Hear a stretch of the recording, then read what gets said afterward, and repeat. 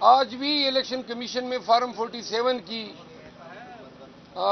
بازگشت سنائی دی، جب ابھی ہم رانا صاحب میرے ساتھ کھڑے ہیں، NA 141 پی ٹی آئی کے کینڈیڈیٹ تھے سائے وال سے، اور یہ NA 141 سے فارم 45 پہ جیتے تھے، تاہم فارم 47 پہ ان کی لیڈ جو تھی 7,500 اس کو ختم کیا گیا، اور مخالف امیدوار جو ہیں PMLN کے ان کو جتوایا گیا۔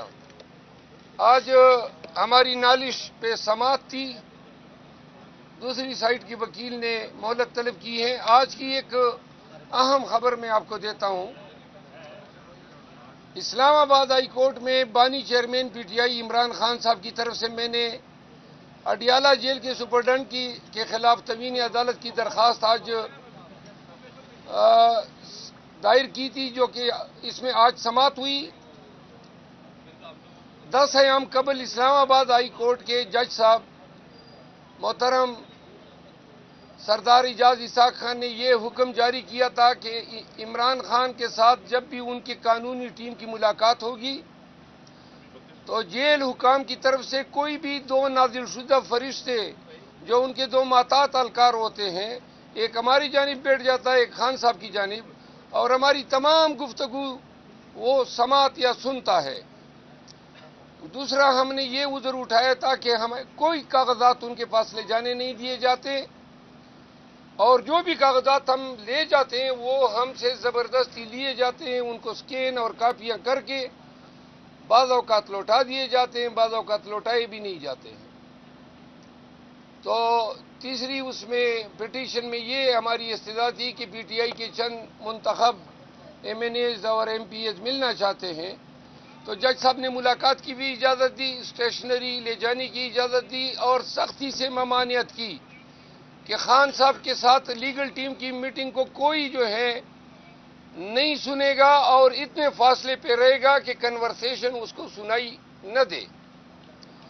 تاہم جو ہماری گزشتہ ملاقاتیں ہوئی، اور آج تک جیل حکام جو ہیں مسلسل اس حکم کو پامال کر رہے ہیں، جس پہ آج عدالت نے نوٹس لیتے ہوئے ایڈوکیٹ جنرل اسلام آباد کو نوٹس کر دیا ہے، اور ساتھ میں جیل سپرڈنٹ اڈیالہ اسد وڑائچ کو توہین عدالت کے الزام میں طلب کر لیا ہے۔ 3 ایام میں اس سے تحریری حلف پہ رپورٹ بھی طلب کی ہے۔ یہ آج کی تازہ ترین ہے۔ ابھی انشاءاللہ نیشنل اسمبلی جا رہے ہیں، وہاں کی جو کارروائی ہوگی پھر آپ کے کولیگز کو وہاں پہ بتائیں گے۔ پرویز صاحب، ہر انسان کے ساتھ 2 فرشتے ہوتے ہیں، آپ کہہ رہے ہیں 2 فرشتے ہوتے ہیں وہاں پر، ہر انسان کے ساتھ 2 فرشتے ہوتے ہیں، وہ ضروری نہیں ہے کہ ان کا ہونا۔ اور دوسرا یہ بتائیں سر کہ پچھلے اسمبلی جا رہے ہیں، کل بھی وہاں پر جھگڑے والا ماحول بنا، آپ کا فارم ہاؤس بھی گرا، گھر میں بھی چھاپا پڑا، لگتا نہیں ہے آپ کو کہ تھوڑا سا ٹھنڈے مزاج سے کام لینا چاہیے تاکہ آپ کو کوئی نقصان نہ ہو؟ نقصانات تو اب اتنے ہو گئے ہیں کہ اب نقصان ہی نہیں رہا۔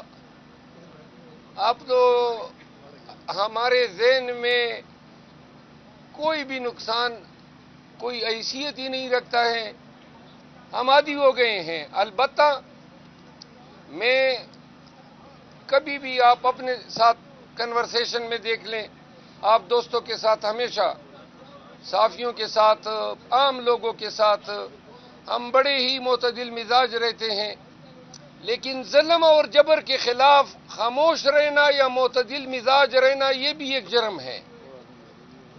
ایگریشن جو انسانی حقوق کے خلاف ہو رہی ہے، ہم آپ لوگوں کی آواز ہیں، ہم پاکستانیوں کی آواز ہے، آپ کے لیے، پاکستانیوں کے حق کے لیے ہم نے اس جبر کے ماحول میں پورے تمطراق کے ساتھ آواز اٹھایا ہوا ہے۔ آواز میں جب سختی نہیں ہوگی، استقامت اور اس میں گن گرج نہیں ہوگی، تو لوگ شاید یہ سمجھے کہ آواز کمزور پڑ گئی ہے۔ صرف جابر کے خلاف، ظالم کے خلاف اور طاقتور کے خلاف جو ہے آپ کو ہماری آواز میں گن گرج سنائی دے گی۔ آپ شریف آدمی کو دیکھیں، اس کے ساتھ جب بھی ہم کلام ہوتے ہیں ہماری نظریں ان کے پاؤں پہ ہوتی ہے۔ مروان صاحب، کل جب عمر ایوب کی تقریر چل رہی تھی اور آپ सफारती ताल्लुकात निभा रहे थे बिलावल भुट्टो जरदारी और परवेज अशरफ साहब के साथ, एक तासर ये इस वक्त दिया जा रहा है कि शेर अफजल मरवत साहब क़यादत की बात को नहीं सुनते, क्या कमेंट करेंगे? क़यादत की क्या बात है जो मैं नहीं सुनता हूँ? कौमी असम्बली की वहाँ पे कौन सी मतलब में मैंने खिलाफ वर्जी की है उस पर रोशनी डालें। सिफारती ताल्लुकात का मैं जवाब अलहदा देता हूँ। आप कौन सी बात कह रहे हैं कि मैं नहीं सुनता हूँ? ये आप इल्जाम तराशी कर रहे हैं। मैं नहीं कर रहा सर, सोशल मीडिया पे एक तासर वो किधर गए शौकात? अब तो नहीं जारी करेंगे अवाम के मसाइल को आप असम्बली में हल करेंगे या रफ्ते आप एहतजाज करेंगे? नहीं, असम्बली में तो मसाइल हल नहीं होते हैं। असम्बली में तो मसाइल पैदा होते हैं। ये मसला असम्बली में पैदा हुआ है। ये जो अजनबी लोग एमएनए बन के बैठे हैं, शहबाज शरीफ साहब जो हैं हल्फ के लिए, अब उसने शेरवानी भी अपने नाप की सिलवाई होगी और पहन के फिर हल्फ भी उठाएगा। असम्बली जो है वो मौजूदा वक्त में, उस दिन स्पीकर कह रहा था कि पाकिस्तान का ताकतवर तरीन ऐवान है। इस ताकतवर तरीन ऐवान की आप हालत ज़ार देख लें। मैं इसका मेंबर हूं। कल नहीं परसों पिंडी की पुलिस दिन दहाड़े गुंडों की तरह सड़क पे मेरी गाड़ी का रास्ता रोक के खड़ी हो गई, बंदूकें उतार लाई। अब क्या जुर्म है मेरा? सड़क पे नहीं जा सकता हूं? यानी कि आप सोचे ना। और फिर जब मैं निकलने लगा तो गाड़ी को टक्कर भी मार दी। हजरात, जब कोई जुल्म करता है ना तो जालिम के आगे कोई नरमी से बात नहीं करता है। पाकिस्तानियों ने, सब ने, अगर 9 मई के बाद जुल्म और जबर के खिलाफ आंखें निकाल के खड़े हो जाते तो ये खौफ की फिजा कभी फैलती ही नहीं। पूरी कौम को बीमार कर दिया इस खौफ ने। पूरी कौम को इन्होंने जो है डर और खौफ में मुब्तला करके नफ्सियाती मरीज बना दिया है। हमारा फर्ज है, आपका फर्ज है कि हम अपने बयानात से, अपने इक्तबासात से, कोटेशन से, अशआर से कौम की साइकोलॉजिकल थेरेपी करें।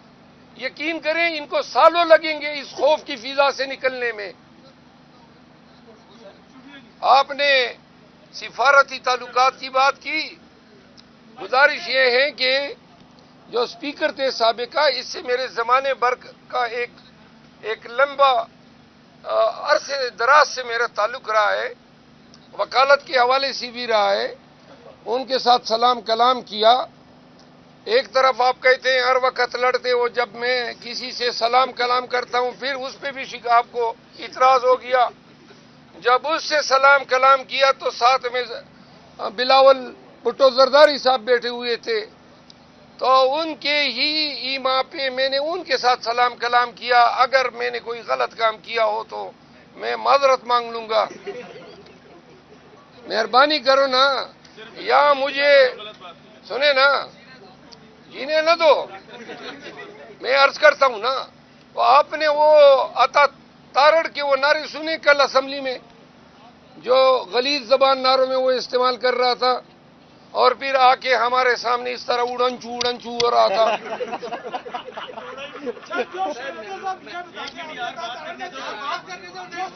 पिशावर में खातून के साथ हुआ, वो क्या जायज था?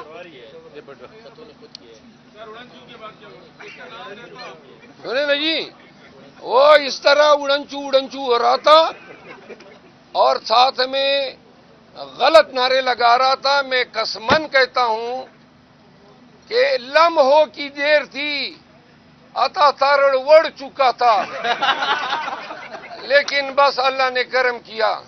आइंदा ये कर ले, असेंबली में इस तरह गलत कलमात निकाले तो इंशाअल्लाह फिर ये उड़नचू नहीं होगा, ढींचू होगा।